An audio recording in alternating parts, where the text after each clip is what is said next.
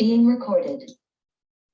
Well, welcome everybody to the Level Up Consulting Partners webinar, The Foundation of a First-Class Privacy Program, Data Inventory and Mapping. My name is Dave Cohen. I'm a director here at Level Up Consulting Partners, and I'll be your host for today's program. We're going to get started with the presentation in just a minute, but before we do, I wanted to cover a few short program details with you.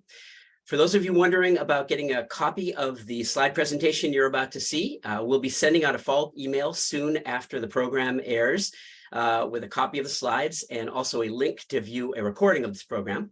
So no fear, no need to necessarily take pictures or whatever. You're going to get a copy of the slides following the program. Also, we'd like to let you know this is meant to be an interactive event. We really want to hear from you. We really want to be able to respond to your questions and your queries and hear your thoughts. So please feel free to submit your questions to the question and answer panel that should be there in your Zoom interface at the bottom of your screen. And we're going to take questions either throughout the program as they come in, or we have a designated period toward the end of the hour where we're going to set aside some time for a panel question and answer period, and we can take questions there as well. So with that, let me move on and talk to you just briefly about the structure of the program we've got set up for you here today. In just a moment, I'm going to introduce today's panelists. And then following that, we're going to start off with, as you might imagine, fundamentals of data inventory and mapping. What are the basics? What are the essential elements that you want to pay attention to? And cover that for those of you that are relatively new to the process.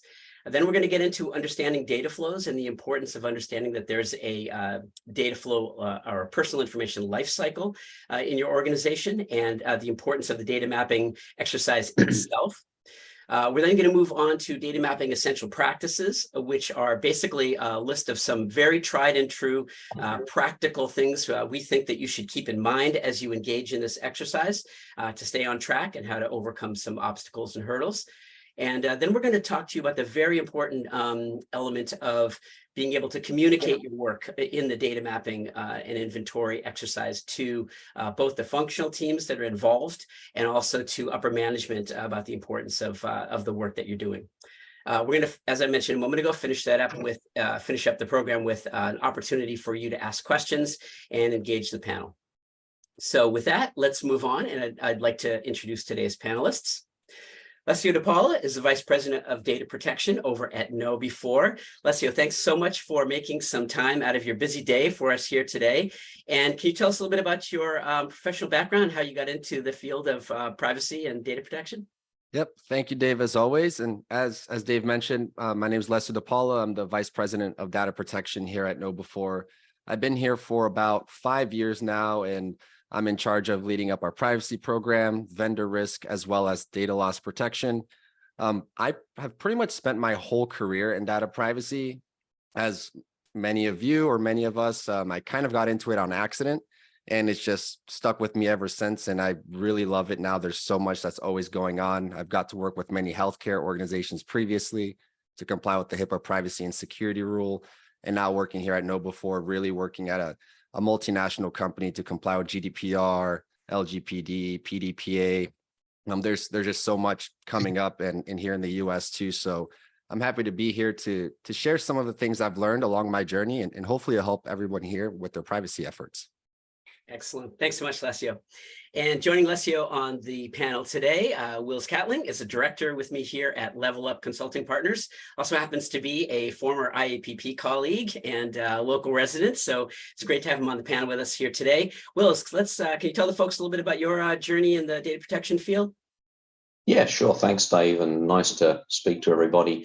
As Dave said, Wills Catling, I'm a director here at Level Up Consulting, and I've been in the industry now for just over 15 years. As Dave mentioned, started my privacy journey at the IAPP. I like to say that I got into privacy when it wasn't cool. And I can remember holiday parties when nobody really wanted to talk to me about what it was I did because nobody understood, and my children thought I was a spy. So thankfully, things have changed a little bit over the last 15 years. I have spent the last 8 or so years working for Promontory Financial Group as a consultant in their global privacy practice. And during my time, I've helped support numerous global organizations in assessing and implementing their privacy programs. And part of that work has been developing or supporting and running data mapping projects or data inventory projects, both for clients here in the US and across Europe as well. So looking forward to today's discussion. Fantastic. And that's a great lead in, and let's not take any more time before we get right into the heart of our program here. So I'll turn it over to Wills to begin the first section, which is going to be fundamentals of data inventory and mapping. So Wills, it's all yours. Great, thanks, Dave. Just talking about data mapping and the importance of it to an organization when we're discussing it with clients or potential clients. Everybody realizes, I think, that data mapping, data inventories, records of processing, call them what you will, it's not always a regulatory requirement. Certainly GDPR, LGPD outlines the regulatory requirements for maintaining and creating a records processing, but a lot of other regulations don't specifically call it out. But I've always seen data mapping as being a best practice for an organization. It's really the foundation, I feel, that you build a privacy program on. If you don't have a comprehensive, up-to-date and accurate data mapping or data inventory, it makes it very challenging for an organization to comply with all of the other regulatory requirements that are fairly consistent around the world. We just highlighted a few here, Dave, areas that a privacy program will normally have to address, whether it's your accurate privacy notices, managing your third-party risk, making sure you're protecting the data, et cetera, et cetera. And all of these need a data inventory to be able to do them in a way that's compliant, repeatable, and is going to help you to have a defensible program, I suppose, should a regulator ever come and ask you what you're doing. One of them that I think gets called out quite a lot are data subject rights. We all know that in today's world, most regulations now have a comprehensive data subject right or individual rights associated with them. And while an organization, I suppose, could comply with data subject rights requests on an ad hoc basis if they didn't have a data map, I would imagine that it would be incredibly difficult to do. It would be challenging to have a repeatable process. The risks you would take on as an organization that you are able to find all of the data and also comply within the timeframes is probably unlikely. So again, the map itself is a best practice, but to support and be the foundation for the rest of your privacy program, I think is a critical part to any company's overall privacy program as they build it out and continue to mature it. So with that being said, we can move on to the next slide. In one of the areas, people always look at how do you map out your personal data. And I've always worked with organizations to try and understand data through its life cycle. So, looking at it in a fairly rudimentary way, understanding the collection of the data. Where are you getting the data from? How are you getting it? Why are you getting it? What's the purpose of the collection? Did you collect it from the individual themselves or from another third party? Then moving on to who has access, who do you disclose it to? Understanding not just your external disclosures, but also your internal disclosures and who internally is able to access that information. Looking at the data handling, what processes actually within your organization handle the personal data. Is the legal basis for handling that data clearly defined and understood and documented? And are you following the key principles of data minimization and proportionality in the collection, usage, and storage of your personal data? And then when you look at storage, where and what systems are you storing it in? Coming back to the data subject rights, how do you access that information if you don't know where it is? Again, without a data map, I'm sure, yes, you could find it. Would you want to take that risk that you're going to be able to find all the data and find it within the relevant timeframes? And Wills? And then yeah. Just wanted to insert quickly here that on that note, we are kind of looking through the lens. A lot of people tend to look through the lens of this exercise, data mapping or information mapping, as a foundational exercise that you kind of do once and create the map and have it, and we're kind of good to go. But one of the things we're going to touch on throughout the program today is that this is a dynamic process and that things change rapidly, as we know, and new systems come on board. And so important to revisit this at times too, right? Yeah, and I mean that's a key aspect, and I think Alessio is going to talk about it a bit as well.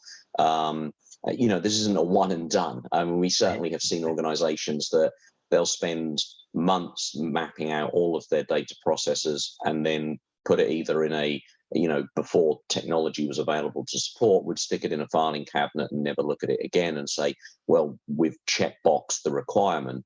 I think the world has moved on since then. And you're right, this is a living, breathing document. If you do it correctly, you can use it to support your program, enhance your program. We're all hearing that consumer trust is a huge issue for customers or companies right now.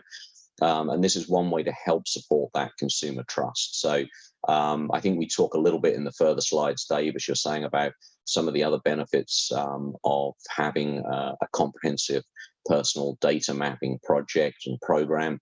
Yeah, you're absolutely right. This is not a one and done, it's a living, breathing document. And to be fair, the moment you complete a data map, it's a snapshot in time, isn't it? So tomorrow things could change. And in today's world, that's quite possible. But yeah, so, and then, lastly, how do you dispose of the information? Are you doing it, in a secure manner? How do you make sure that if you have third parties that have your data, that you are ensuring that they dispose of and or destroy information in line with the contracts that you should have with them? And then around the whole personal data lifecycle, and I think, again, Alessio will talk a little bit about this, is you have to protect the data. I mean, data protection. So you need to look at what are your physical, technical, and organizational standards and controls that are in place to protect that data throughout its life cycle and for as long as you have it. So, and with that being said, as I was saying, Alessio, it would be really great. I know, obviously, you live this world. So, if you could just talk us through maybe a little bit about how you see data flowing and following this within your organization. Oh, yeah, for sure. And it's great that you bring that up. We're about to go in that in these next slides. And I like to really, think of one word when I think about data flows and data mapping, and that's just keep everything as simple as possible. And I break them down into roughly 6 different elements of focus that you'll see here on these next slides. And the reason why I like to keep things simple is because generally, as a privacy program, you are not going to have the most funds. You are not going to have the most resources. You may not have the most technical expertise across your team. And these are things that we all run into on a daily basis. So you want to simplify things and leverage whatever resources that are already part of the business. But before going into that, I'm going to talk about some of these elements of focus. And I really like to start with what is the process behind the data flow. As Will's mentioned, he talked about the data minimization and proportionality of that data. And if you understand the process behind the data flow or the data map or why they are collecting this data, then you can go and determine, okay, what data is actually not needed here?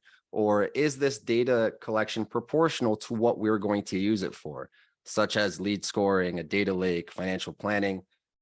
Data lakes, they just by default are kind of not data minimization. It's literally just a lake with all data that could possibly be there. But there are some ways that you can minimize the risk. You could remove some personal data aspects that aren't needed. You could pseudo-anonymize some personal data aspects there. But there's tons of different other projects or processes as well. It could be a feature in a new product. It could be an HRS system. So you really want to focus on the process behind that. And as Will's mentioned, the data lifecycle. Each aspect of the data lifecycle has its own challenges. From collection and creation, are you following your privacy notices? Are you following your contracts? Are you following your regulatory requirements? For processing, is your processing now compatible with the purpose for which you collected it? Do you state that in your privacy notice, your contracts? Maybe you do, maybe you don't, but that's something you want to go and look at. As far as storage, are you storing it in the right jurisdiction? Are you following your data residency requirements? Do you have the right contracts in place, such as standard contractual clauses or other agreements you may need, data sharing, et cetera? As for data sharing, I think a lot of times we think of data sharing to be something that's external, but Will's also brought up a great point about who internally has access to this data. Who are we sharing this data with internally?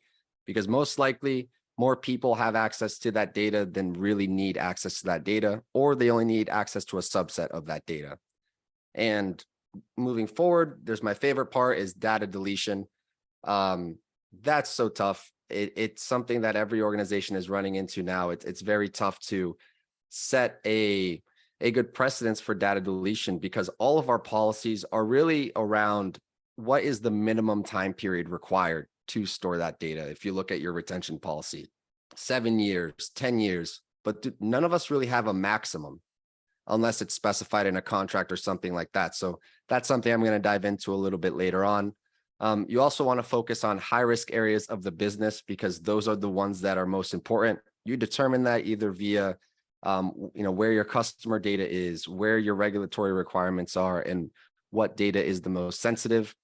And then moving forward, as you'll see on this slide, you really don't want to go overboard. I think Will's mentioned so many good things. He talked about how you'll data map your whole organization and then you'll just put it in a filing cabinet. That's just not going to work.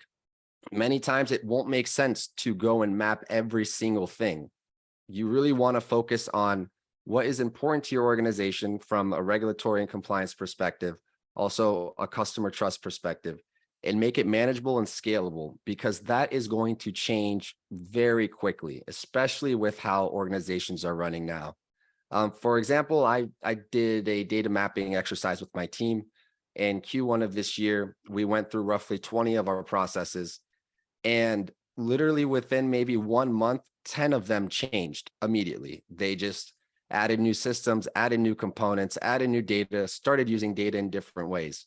And if, let's say, I had 100 processes I needed to go through, it wouldn't be possible for me to maintain that or scale it or even use it in a good way because I love to refer to them.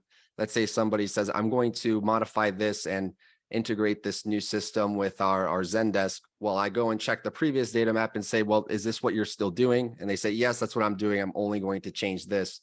But that's because that's something that we can manage and maintain.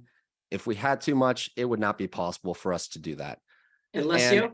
Yes. If I can just jump in quickly, say, because I think this is one of the key takeaways for the program today is that it can be really overwhelming to think about taking on this exercise if you've never done it before or if you're just getting started. And one of the things we want to encourage for folks out there that haven't been through the process previously is to just get started and don't think that it's going to end up being a comprehensive, finished, put a bow on it type of project at the end of the month. It's really important to just get in, get going, begin it, and know that it's going to evolve, know that it's going to change and it's going to build over time. But once you've kind of broken through that barrier of the momentum and getting started with the project, things will start to come together after that as you move forward. Yep, of course. I agree. And it is daunting, it is overwhelming. When I first started, there was not much of a privacy program. There weren't really any data maps for me. I had to figure things out from scratch and I had to figure out where am I going to prioritize. So I stuck with, okay, what's high risk? What really matters? What does legal see? What does our InfoSec team see? And then I focused on those because if you just look at everything, you might just go crazy because there is so much, everything is data nowadays. And you also always want to automate where possible. Don't automate too much too fast, or else you're going to be probably spending time fixing the automation or more time fixing the automation than that automation would actually save you in time for what you're doing. So only automate where you really think it's necessary. And please always involve your stakeholders where possible, because when you do these data maps, you're going to identify some issues, you're going to identify risks, and you are going to need to be able to talk to these stakeholders. They're going to need to be bought in to the privacy program and say, okay, I see where we're out of compliance with this processing. We'll modify this, go ahead and we'll reduce that risk for you. And then moving forward, we're going to see on this next slide that we have a variety of potential challenges. I'm not going to focus on each one, but the ones I've run into in my past the most are employee skill gaps when reviewing the technical processes, and uncertainty about what to do next after you do a data flow, which ties right back into that whole stakeholders conversation and having people bought in. In order to reduce the risks and have certainty of what you're going to do next once you identify problems, you have to have that buy-in from your leadership, because that will allow you to drive your compliance efforts, and people will listen and people will understand as to why they need to take action. And that's why I think that's probably the most important part of this. And I know that, Wills, you've worked with a variety of different organizations. You've seen a ton of challenges that they've all faced. Which one of these do you think that you've seen the most, or if it's not here, what have you seen on your day-to-day basis working with these organizations? Yeah, thanks, Alessio. I honestly, as you were saying it, I was thinking the biggest challenge I see is exactly what you just discussed, is getting that buy-in from the stakeholders, is getting them to understand. I mean, everybody's got day jobs, everybody has other things that's a challenge to their time, and getting those individuals to understand the importance of setting aside time to help complete the data map, because the privacy office or compliance office, whoever happens to be driving the project, or IT, they'll have their own swim lane where they'll have a lot of particular knowledge about at maybe a 30,000 foot level, but they're not going to understand all the processes that exist within HR, for example, and they're not going to understand everything that HR is doing and why they're doing it. So getting that buy-in from those key stakeholders, and as you said, starting at the highest level and having that push down through the organization is critical to the success of the project. And I found that to be probably the biggest challenge I've seen with organizations, is getting these stakeholders to sit down and help map it out. And also having them understand that this isn't an audit. This isn't a, you're doing something right, you're doing something wrong. It's this is a data gathering. It's like, just tell us what you do. We just want to know what you do, and how it's done, and what, where it goes and why it goes there. And it's like, we'll map it out, and then it's for others to look at it and then make a decision as to where there could be gaps, risks, opportunities for enhancements of your program. But too many times people walk in with that look on their eyes of, this is an audit, I'm going to get in trouble. And that's one of the first things I used to say to people when I meet them. It's like, this is not an audit. You can't give me a wrong answer. And don't be scared to say, I don't know, because somebody knows, or if nobody knows, well, then it just highlights a gap in the process. So I'd say that's probably the biggest challenge. Second challenge is going back to seeing it as a one and done exercise, creating the governance around the project, around the program, so that it is something that is regularly reviewed, kept up to date, and that value is driven from those data maps. I think too often I've seen it where organizations just want to check the box, and then 2 years later they're checking the box again, and it's not really providing any real value to the organization. Oh, agreed. I think that's exactly what I've seen in the organizations that I've worked at. It's very tough to accomplish any of those if you don't have that buy-in, and also if you don't establish the right governance structure of how you want to approach it. Yeah. But I think coming up here, Wills, we're going to discuss a little bit more about data mapping and some of the governance and methodology around that. Yeah, and I think thanks, Alessio. And I think, like you said there, and I think you said it really well multiple times, but don't try and boil the ocean. It's identify where your high risk processes are. Scope out the project before you start. Start, like Dave said, don't be scared to get started, but have a project plan to do that. Understand pick 20 processes, like you said, Lesio, that are your most prominent processing high risk data that you want to look at, and then just get started. So, and too often I think companies either try and boil the ocean and map everything, or they paralysis by analysis. Mm-hmm. Exactly. So I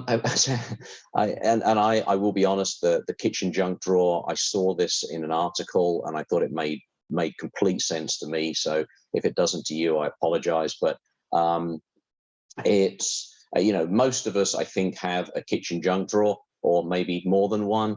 And if you're anything like me over the years, that kitchen junk drawer has just grown and grown. Everything and anything gets thrown in there just when there's nowhere else to put it. And then when I want to find something, I have no idea where to go and find it.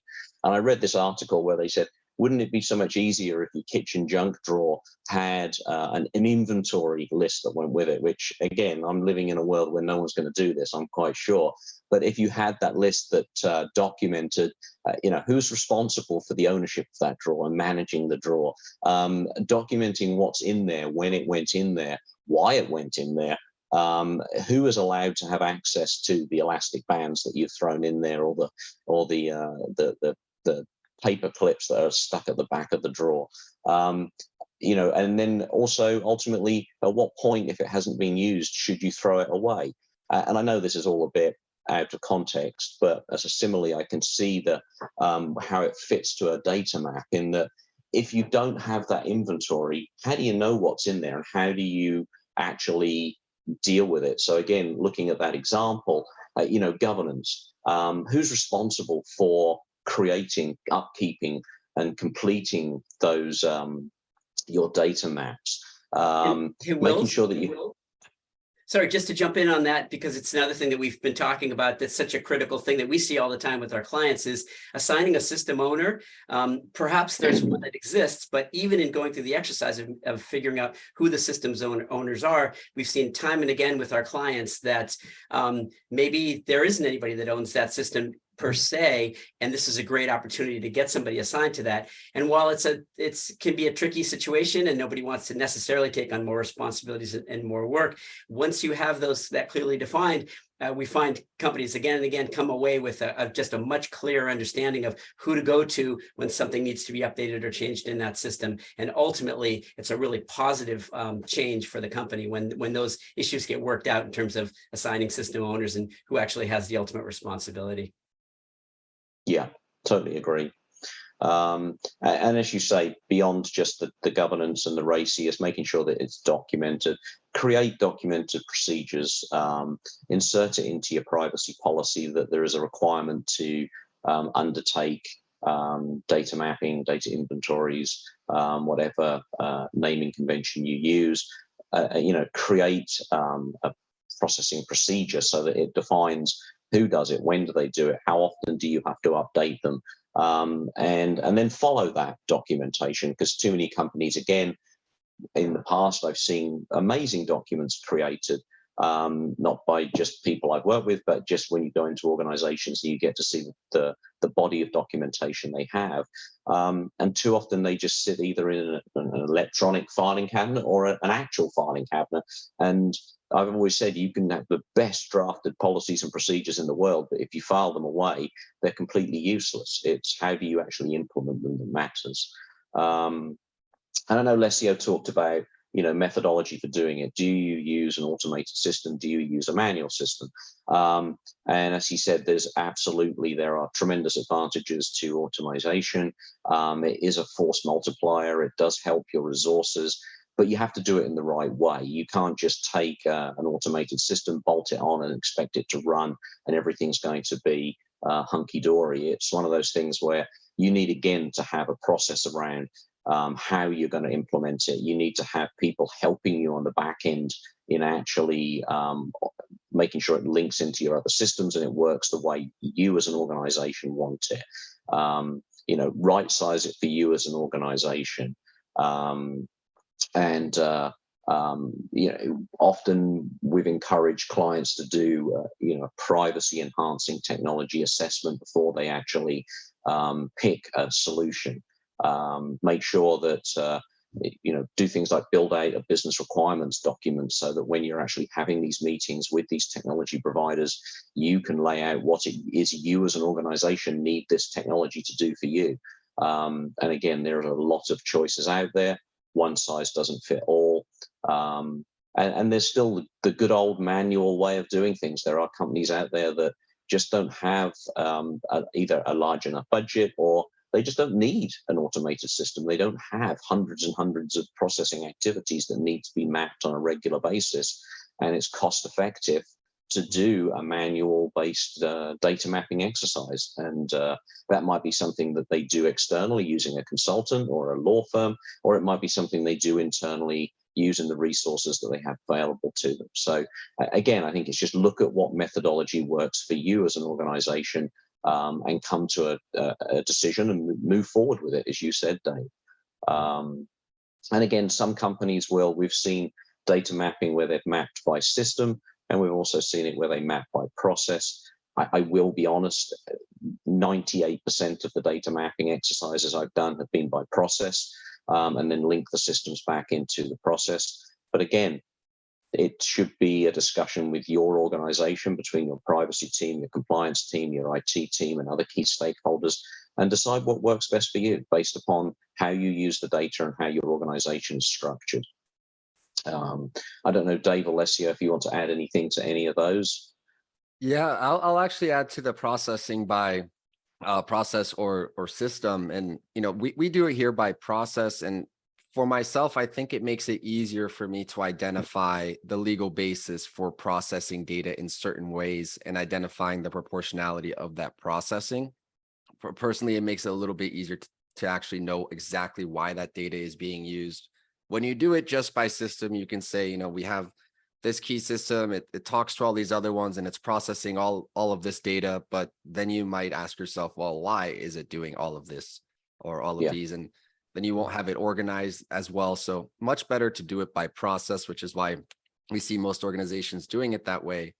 And then also onto the, when you were talking about automation and really seeing how your organization does it, one thing we did is I noticed that our vendor management team, which now falls under me, and privacy, we're using two different systems to do some similar things. Not everything is exactly the same on vendor due diligence or privacy due diligence, but there's some overlap.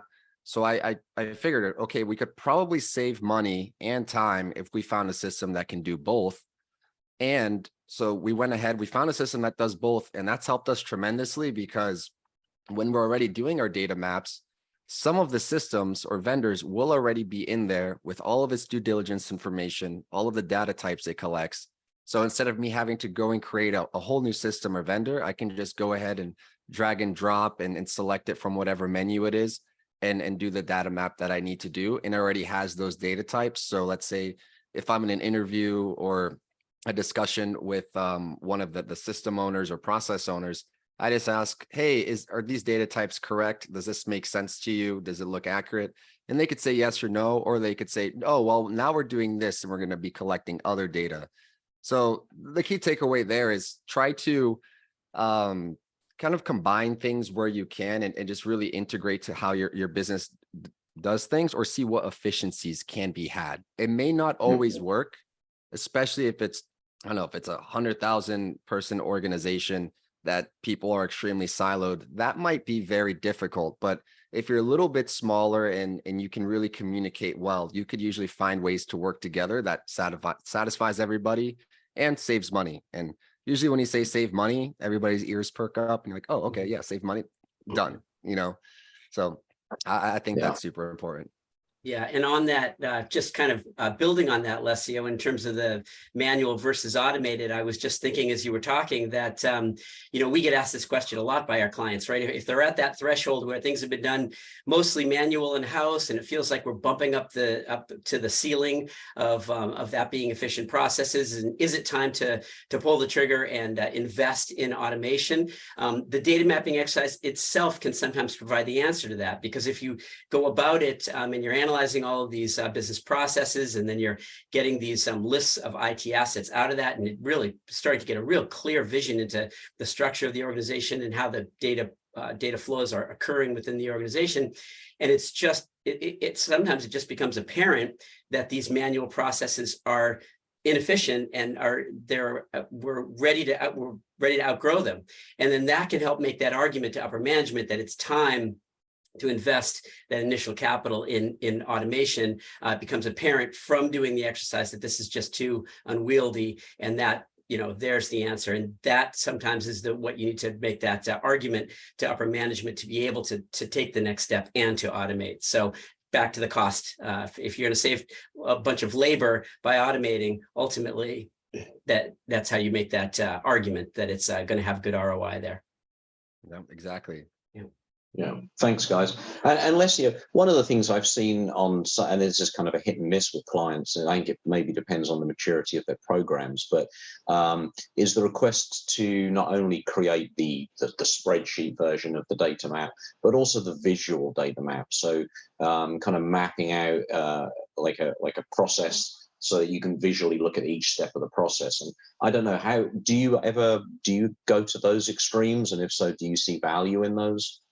Yes, I do. And it's great that you bring that up, because I put a few examples here that are coming up in some of these real world scenarios. And for myself, I do think that that's one of the most important things, at least for me, because sometimes I don't understand the words on paper, if I'm going to be honest. It's you read all this, it could be a huge document. I don't, depending on what the project or process is, and you read it and you say, well, I see these things, but I don't understand really what's going on. So what I usually like to do is create some sort of, flow diagram or just simple data map to at least scope it out and understand it in the beginning. Then I might make a larger one if necessary, but sometimes just that initial one is good enough. But yeah, with this scenario here that I'll show you guys, the scenario is basically saying an organization wants to use Salesforce and Amazon AWS. They want to pull analytics from Salesforce, put it into AWS and enrich their AWS data, but they also want to make that AWS data accessible within Salesforce. So it's also going to be pushing data right back out to Salesforce. So let's say I'm a user, I log into Salesforce, I can go ahead and see all of the analytics I need to see. What could those analytics be? Well, maybe Amazon AWS is hosting your website and has, visitor clicks, who's visited your websites, who's actually interested in your product. And then Salesforce might actually have that business data that you've acquired. I don't know what means. There's various ways that you can acquire that data, but it could be in your Salesforce. And then you enrich all of that website data over to Salesforce. And now you can say, oh, it looks like Leslie DePaula has spent 30 minutes on our website. He's interested in this particular tool. Maybe you should go reach out to him. And that could be the scope of this particular project. And what I'm interested in seeing is, I really need these 5 questions answered that really help me scope the project or scope the process. And the way I answer them is via a diagram. And that's just because it's much easier for me to visualize it. Maybe I'll write it down too, but usually I like to answer these questions via the diagram. So if we go to the next slide, we'll see a visualization of this particular project. So you'll see the data types that are collected. You'll see the data from Salesforce. It's customer contact information, purchase history, support interactions. That's great. You'll see AWS, you'll see it collects web traffic data, product purchase data. So that answers the what type of data is being handled question. And then you'll see right there in the hosting locations, you'll see Salesforce is hosted in the United States, AWS is hosted in the EU. Okay, so I have these 2 jurisdictions that I am storing this data. You also want to know exactly who's visiting your website, where are they from, what jurisdictions are they from, because that's also going to determine what compliance efforts that need to be had for this. And you also want to know, where the data is being stored. That's already answered here too. And the purpose of processing, which is going to be essentially to help you with sales and marketing. But when I create a diagram like this, it helps me determine what I need to further take a deep dive into. Um, because, if you look at this, you're going to see Salesforce is on the left, and then you're going to see a variety of different components, but all of these are Amazon AWS components, which goes right back into the technical skills and resources. And many times you may not be an AWS expert. So involving those stakeholders or those other resources who really know what is happening is really important, because not only do you get to learn during the process, but it also helps you just identify everything and how data is being used. So you don't have to spend way too much time. And here you can go ahead and determine certain things like, all right, so I see there's going to be 2 storage locations of data. Okay, what are my obligations with storage? Am I going to have a retention period there, et cetera? You might ask, okay, how did I collect that data from Salesforce or AWS? You can see where data is being transformed. So one interesting thing about that is right there in AWS Glue, that's a location where you can actually go anonymize or pseudo-anonymize that data. So if you have that knowledge of that particular tool or that particular aspect of AWS, you can say, hey, could we leverage that piece to anonymize or pseudo-anonymize these particular data types that I don't think you guys really need to have, which could be super beneficial as well. And they don't always need to be as detailed. They can be a little less detailed, but usually I start with a diagram like this just because it helps me visualize and actually understand what is happening. And if I'm going to be fully honest, I did not know how to make these when I first started. I mean, I did to some extent, but my knowledge of certain platforms increased. So for your organization, it might not be AWS, it might be Azure, it might be something like Google Cloud, it might be pretty much anything else. So it doesn't have to be this, but as you work there and you see what is used the most in your organization, you start learning exactly how certain components are used or how certain things are built in your organization. And you can tailor some of your knowledge or even hire people based on that. And with that, I have another brief example for you guys. And I can't go as in depth with this one because this one is one that we actually released recently. But this is just a brief overview of it. And I'll talk to you about some of the concerns that I personally had as we were going about this. So we were releasing or did release an online customer community. And this customer community would process some administrator data from our platform when users signed up for the platform. So that's something that our customers need to be notified about, because although it is a very minimal amount of data, it is data that might be covered by our customer contracts. So the backend platform for our customer community is right there in the middle, which is called Insighted. And that's going to store and process the community data. So that could be questions that you've posted, comments that you've had, messages that you might send to other users. Let's say you decided to fill out your profile, which privacy-wise, I asked us to make a lot of that optional, and our team agreed, because you could say, okay, all of these profile attributes are mandatory. Where are you from? How many years of work experience do you have? This and that. So we're able to negotiate with them and say, okay, let's make a lot of these optional so customers can choose what data they really want to put in the platform. At minimum, you're going to need your email to sign in.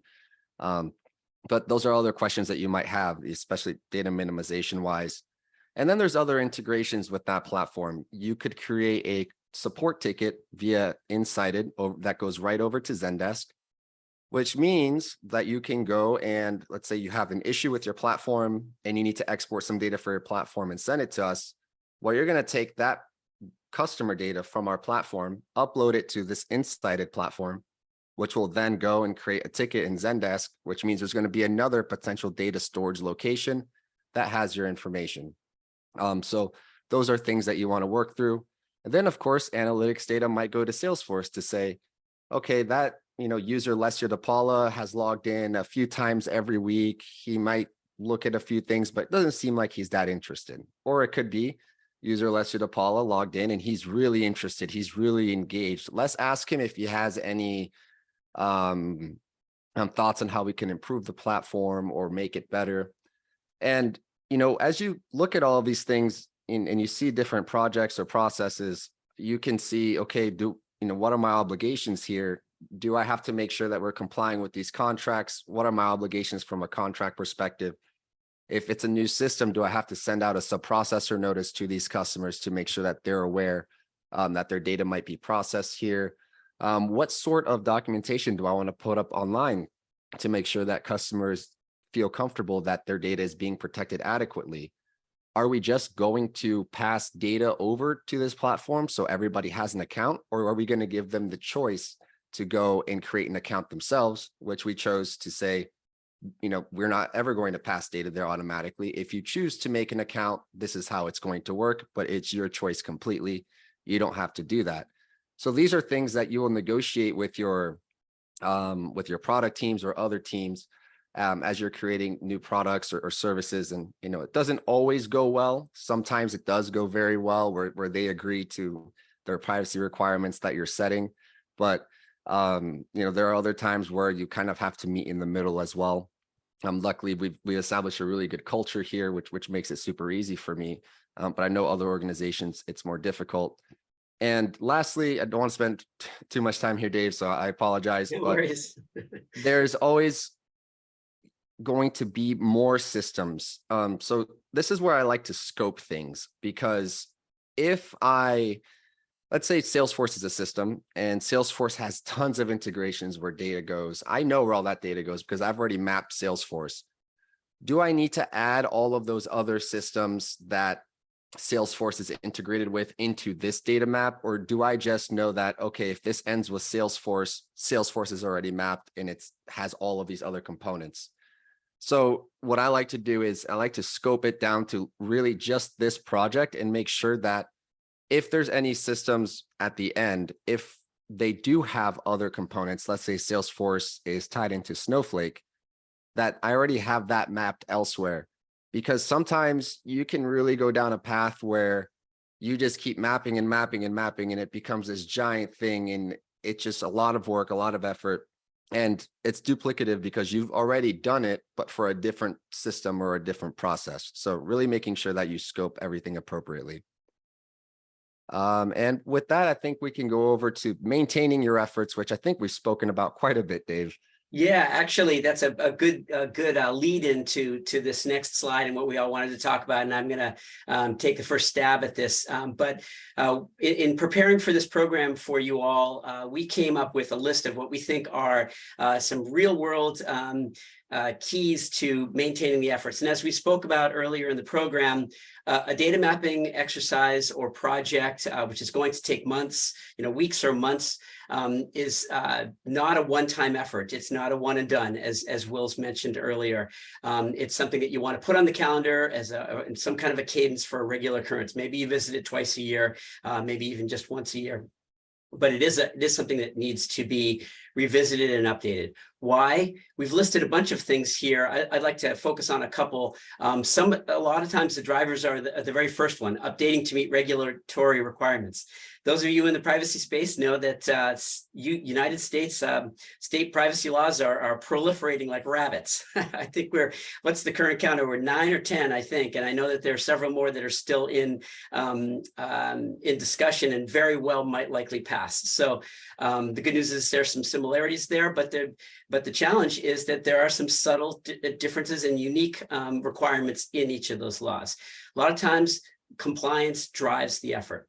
But one of the things that in our engagements with our clients that I find very satisfying in our work is this last one, involve your legal compliance and IT teams, along with the fourth one there, connect education efforts to specific events like Data Privacy Day or Week. When we're brought in over at Level Up to help with the data mapping exercise, a lot of times our project sponsor might be from the privacy team. Well, the privacy team, the head of the privacy team needs to undergo this data mapping exercise in part to help keep up with regulatory requirements. So the legal compliance is driving the effort. But an ancillary benefit when we come in and we start setting up some discovery sessions to figure out What are the business processes that are processing personal information? What are the IT systems that are involved in the marketing department, in the sales department, in the legal department? We end up having conversations with these folks along with the privacy lead, who's our project sponsor, and we are helping to build awareness of processing of personal information and the importance of it amongst folks within the organization across functional teams. So that's another checkbox that's happening as a side benefit of the data mapping exercises, that we're building awareness of the processing of personal information among the team members there.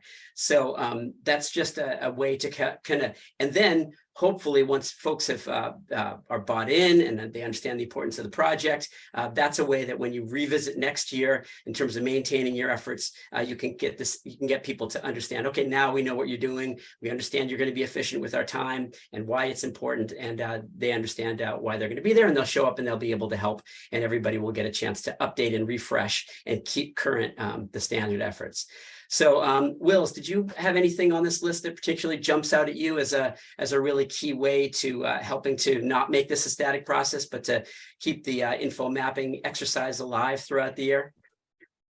Yeah, I think I'll probably touch on the find the drivers, and I feel like Jeopardy. I'll take find the drivers and leverage to push your initiatives forward for 500, please, Dave. Right. And I think I could probably tie that back to something that Lesio was saying, you know, with he was talking about how he did the 20 data maps, and, you know, 1 month later, half of them already had changed the way they were using, collecting, processing personal data, and you got to go back and look at them again. And I think finding drivers that are outside just the we're doing this because we have to do it. I think it's looking for how within your overall privacy program, you know, whenever we've done work with clients, one of the things we talk about is how do you integrate your data maps into those other areas of your privacy program? So, you know, the concept and the principles of privacy by design. When Lesio is talking about those changes in process, having you know, whether it's a significant change or whether it's a new process that's being launched, working the data mapping process into your privacy by design principles. So when you start that process, I always think it's a good idea, any new process, significant change, start with a data map. Go through your data map, complete the information.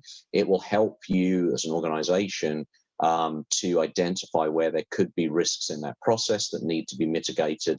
It'll help you to understand where maybe a privacy impact assessment has to be undertaken, or if it's, you know, if it's a higher risk, possibly a DPIA if the regulations require it. And that can help you as an organization identify, mitigate risks at an early stage before you even start the process. You're following your privacy by design principles, and you're creating greater efficiency. So I think when you can link it back to other processes within your organization, you know, link it back to identifying gaps and how do you close those gaps. And, you know, I heard Lesio again talk about retention concerns and how we all hold on to everything forever because, you know, we just never know when we might need it. And there's this sheer panic at the thought that we might have to delete something. And I remember a project maybe 4 or 5 years ago where we met with some people and we were going through the process and understanding where they kept the data. And one of the things that came up was, like a lot of people, they kept data in their emails. You know, files are attached to emails. It's a big challenge for organizations. We share documents, we share Excel spreadsheets that contain personal information or personal data. And some companies have automated deletion that every 6 to 12 months, your emails are just purged. That tends to, I've seen, create heart palpitations amongst a lot of people I've spoken to. But the other side of it is this person we spoke to had emails that went back nearly 14 years. And they justified it as when somebody asked them a question, they would go back and look through their emails to be able to provide answers to the questions. And it just, you know, beggars belief. It's like, what could you have in there from 15 years ago that doesn't exist somewhere else in a much more secure or anonymized fashion that needs to be retrieved from an email? So I think, again, I think to wrap up what I'm saying, I think that's my answers to for 500, Dave. Terrific. Lesio, did you want to touch on one of these quickly? Yeah, I think I can even continue with on Will's topic. It's it's not just email systems. If you look at Slack, what's going into your Slack? Are you putting a bunch of files in your Slack? If your Slack is compromised, do you really think it's just going to be company messages, or do you think there's going to be a ton of confidential files that are in there? Maybe there's even source code in there. Maybe there's PCI data in there, even though it shouldn't be in there, but maybe somebody didn't follow policy. So for these systems and data retention, minimizing the data helps you, yes, from just a general privacy perspective, but it really reduces your risk in case of a compromise or in case of a breach. But on another topic, I think involving your legal, compliance, and IT teams are huge. If I didn't do that here, I would not be able to accomplish anything that I do. They are huge advocates for me. They also have the knowledge that I lack. Our IT teams are the masters of our IT systems. Legal just understands everything so well, providing legal guidance and understanding what we need to do, how our documentation should look, and compliance assists us as well. And really, our compliance team does internal audits for us. So let's say it's an internal ISO privacy audit prior to our actual audit. They might do that to make sure that we have all our ducks in a row, that we're doing everything accurately. So involving those teams is just really big. I think that once you realize that privacy is a big team effort, with everybody, not even just these three teams, could be InfoSec, could be your product team. That's when you're really able to mature your program and expand, because then everybody's bought in, everybody understands. And I think we had a slide previously that said something like, oh, we don't know why this system is this way. It's always been that way. I kind of think of that from like a privacy side. I want in the future that people will just have privacy as the expectation to be involved in a process. They might say, oh, why is privacy here? And everyone just says, well, they're always here. That's just how it is. They're part of this. They're part of this process. No matter what, they help us. They help provide guidance and whatnot. So it's really key to implementing these sorts of things to make sure that you're able to grow and mature your privacy program. Well, and on that note, Alessio, that's brings us to our next and last topic. I know we're running out of time in the hour here, and we want to talk a little bit about socializing and reporting and metrics, because while it's important that you're undergoing this process, and this is really down in the weeds, this is interviews with people that are troops on the ground, that are processing information, that are dealing with records, dealing with IT systems, dealing with files, know how the business processes work in minute detail. While that's where a lot of this information mapping work takes place, it's a big effort, and it's very important to communicate in a summary form that effort out to other levels of the organization. And really, on this first one, the value in reporting, organizational versus board reporting, at Level Up, again, we're working with our clients at the end of one of these exhaustive and extensive exercises. We want to boil it all down and summarize it in clear and concise ways for different audiences. And in general, there are two separate audiences. One is the functional teams that we were working with previously, marketing, sales, legal, etc., and want to present for them at a high level kind of what we found. Here's a summary of the business processes involved in personal information. Here are the IT assets that are involved. Here are where some controls are in place or maybe have an opportunity to be enhanced. So that those teams know how to improve their processes moving forward following the data mapping exercise. At the board level, the executive management level or the board level, at an even higher level, it's really important to communicate that this work has been done. Sometimes you get down into the trenches and you're doing this work, and if it doesn't get recognized, you're not going to get credit within your organization for having accomplished these really significant achievements that are really going to help improve your privacy compliance efforts. So it's very important to present back up to the board in simple, high-level, understandable ways that your board is going to be able to digest the great work that's been done. And it's important to understand your culture and work closely with your team members to get that presentation ready for the upper level. And then, of course, if you're successful at this reporting up up to the board level and showing them and sharing with them the good work that's been done through the data mapping exercise. That's going to be a big part of your argument for expanding your privacy team, extra resources, maybe purchasing that automation tool that you've been wanting to get for a long time, or adding a little bit of headcount to your privacy office, which I've never met anybody in the privacy office that doesn't want more headcount and more folks to be able to help with the work. So that's one of the great ways to get that accomplished, is to be successful with your reporting up about the good work that you're doing. Just touching quickly on these, because I know we're running out of time here. Pick metrics that are going to be meaningful, and we're going to talk about those in the next slide in just a moment. Reporting maturity, we touched on this earlier. Don't try to boil the ocean. Don't go overboard. Pick a few things, start small, do those well, and then build and add iteratively and mature your reporting and your program. And then training and awareness, we touched on this earlier about it's a great opportunity when you're going through the data mapping exercise to get management buy-in across functional teams within the organization and employee support for enhancing that privacy and IT security training, which needs to be done on a regular basis anyway. And through the data mapping exercise, you can be getting in some of that training, some of that awareness, so that data governance is going to be strengthened following the data mapping exercise. So, Wills, did you want to just touch quickly on this, and then we'll wrap things up here? Sure. So these are just some broad examples of previous metrics that we've supported organizations in pulling together. I mean, you can see them on the screen. They're fairly rudimentary. Probably the biggest one that can help you with your program, again, is coming down to looking at what gaps are identified, categorizing them, and then providing, whether it's a number or a percentage of those gaps that you identify, and reporting those up to senior management, or reporting those up to the relevant teams, whether it's legal, IT, information security, privacy, etc., compliance, to enable them to see, is there a trend, and is there somewhere that you can focus on as an organization that can give you some quick wins and help to close up some gaps that the project has identified.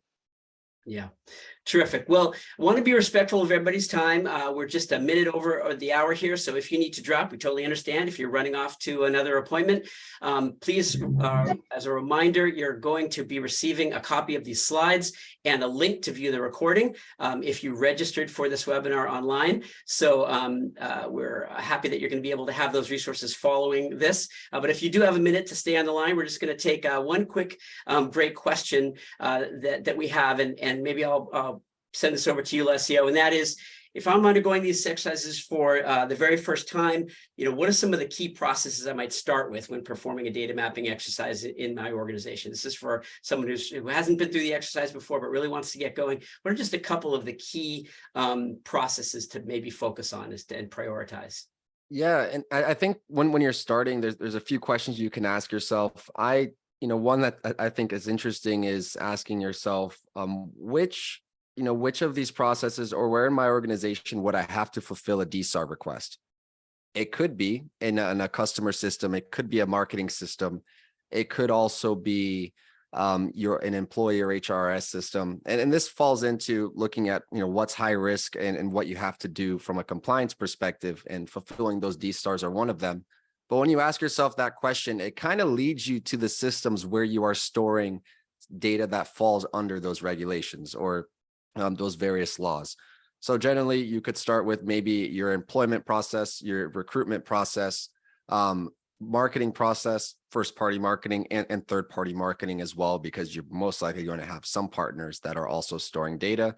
And then depending on the organization you are, sometimes I speak too much from a tech perspective because that's the organization I work at. But for you, it might be something completely different where you're storing that sort of information. So you really want to focus on kind of those key processes or systems that you are actually, or that fall under certain jurisdictions, or that fall under certain regulations that have you perform certain requirements that if you don't fulfill them, they can report you to a regulator, and the regulator might reach out to you and say, hey, why are you not doing this? And speaking from experience in the past, and throughout my whole career, I've had one of those requests because a request got lost in an inbox somewhere. and they say, why didn't you fulfill this?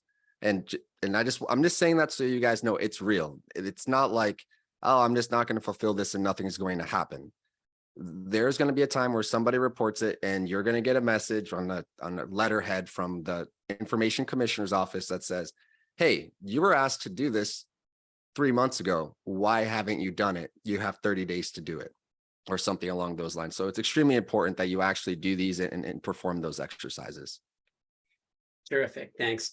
Well, with that, we're out of time here today. It's been great being with all of you. Alessio, thank you so much for taking some time to both preparing for the program here today and for being on the panel with us. And Wills, similarly, thanks for making some time out of the busy day. And thank you all in the audience for joining us. We hope that very much hope that you found some practical takeaways that you can take back to the office and implement. And of course, our contact information is up on the slide in front of you. So if you have any further questions or want to get in touch with us, please do. We'd love to hear from you. Our contact information is right there, and we'll thank you very much for joining us. We'll hopefully see you on the next webinar in the near future. And with that, I'll take us to a program close. Thanks, everybody. Have a great rest of the day. Yep, thank you. Thank you. Bye.